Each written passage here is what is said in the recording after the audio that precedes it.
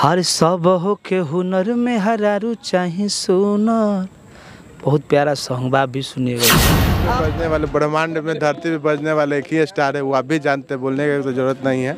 और अभी लगभग हम लोग का 15 गाना ट्रेंडिंग में चल रहा है रील पे। प्रेम जी कहाँ जाएंगे, कहाँ उठेंगे, कहाँ बैठेंगे, मतलब कैसे कर पाते हैं इतना? ये भोला जी नजर डाली हमर बनो घरा वाली पियर फराक वाली। महाकाल महाकाल महाकाल, हर जगह महाकाल, क्या गर्दा करने वाले? सावन के शूटिंग चलता है हमारे सारेगामा भोजपुरी चैनल। हर जोड़ी सलामत सालो साल रखी भोला जी, सोना यस मोर सोना के खुशहाल राखी भोला जी।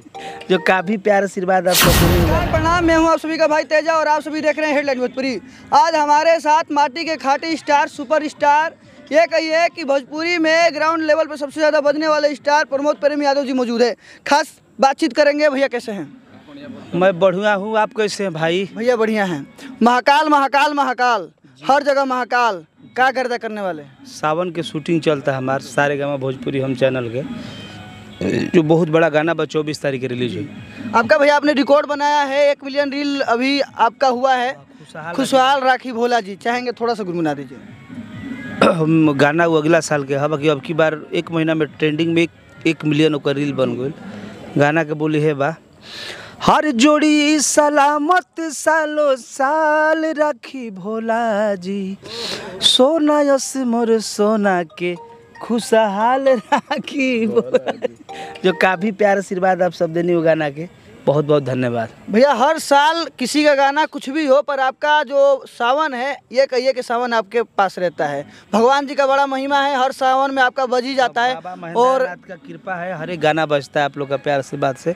सावन में रहता है कि नंबर 1 रहता है, लोकगीत भी रहता है और हमेशा आप लोग भाई को प्यार आशीर्वाद देते हैं। अभी भैया आपका गाना एक और ट्रेंडिंग में चल रहा है, जल रही है पियर फराक वाली। हाँ, पियर फराक वाली जो काफ़ी वायरल चलता, छोटन मनीष जी के लिखल गीत है, काफ़ी प्यार आशीर्वाद वो गाना के देते हैं। थोड़ा सा भैया गुनगुना दीजिए।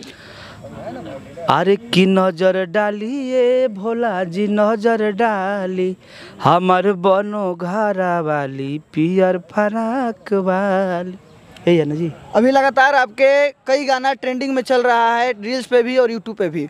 ये बताइए कि अभी कितने सारे गाने सावन के आने वाले हैं, क्योंकि सावन 2 महीने का है। 6-7 और गाना आवे वाला बा, जो लगता है बड़ा बड़ा गाना बा, बहुत जल्द आई। एगो प्रेमी धुन से आवे वाला गाना जी, जो आप सब सुनो। क्या उम्मीद है दर्शकों से गाना को लेकर? बहुत बड़ा उम्मीद है, आप सब उस गाने को बड़ा बनाइए, आशीर्वाद दीजिए उस गाने को लेकर। प्रमोद प्रेमी यादव जी अभी कुछ दिन पहले कुछ फिल्म का शूटिंग कर रहे थे, तो क्या कुछ फिल्म लेकर आ रहे हैं बड़े पर्दे पे? क्या कुछ के म्यूजिक का वो फिल्म है जो बहुत जल्द आएगा, उसका अभी पोस्ट प्रोडक्शन हो रहा है। क्या कुछ फिल्म में भैया खास देखने को मिलेगा जो दर्शकों को अपनी ओर आकर्षित करेगा? बहुत पारिवारिक फिल्म बा, वो कहानी और ही अलग बा, सुनिएगा देखिएगा, बहुत अच्छा लगा। दर्शकों के लिए भैया क्या कहिएगा जो आपको? बहुत बहुत धन्यवाद, और इस सावन में आप सब प्यार आशीर्वाद देते रहिए। जय महेंद्रनाथ, जय बाबा बैजनाथ जी। तो देख सकते हैं अभी हमारे साथ सोनू जी भी है, इनसे भी खास बातचीत करेंगे। कैसे हैं भैया? इनको एक मैं माला पहना रहा हूं, 1 मिनट रुकिए। माला सोनू जी के साथ ये मेरे खास अजीज मित्र हैं, जगदम्बा फिल्म के मालिक हैं। भैया क्या कहिएगा? भैया का लगातार गाना ट्रेंडिंग में चल रहा है। ये पब्लिक का प्यार है और धरती पे बजने वाले, ब्रह्मांड में धरती पे बजने वाले एक ही स्टार है, वो आप भी जानते हैं, बोलने की तो जरूरत नहीं है। और अभी लगभग हम लोग का 15 गाना ट्रेंडिंग में चल रहा है रील पे। देखने का चीज़ है, बोलने का चीज़ तो है नहीं, इसीलिए पब्लिक को प्यार है। जो इनको मानता है, आप भी मानते हैं, हम भी मानते हैं, तो उन लोग को थैंक्स है मेरे तरफ से, दिल से धन्यवाद है उन लोग को जो 1 नंबर पे रखते हैं इनको सब दिन, और यही कहते हैं कि सब दिन बना के रखिए आप लोग। अभी देख सकते हैं कि जो प्रमोद प्रेमी यादव जी को जो मैनेज करते हैं, हमारे साथ सोनू जी भी खास बातचीत करेंगे। कैसे हैं भैया? बढ़िया है भैया। ये बताइए कि कैसे मैनेज कर लेते हैं? लगातार एक गाना, मतलब कि पर डे गाना आता है और कई गाने ट्रेंडिंग में भी चले जाते हैं।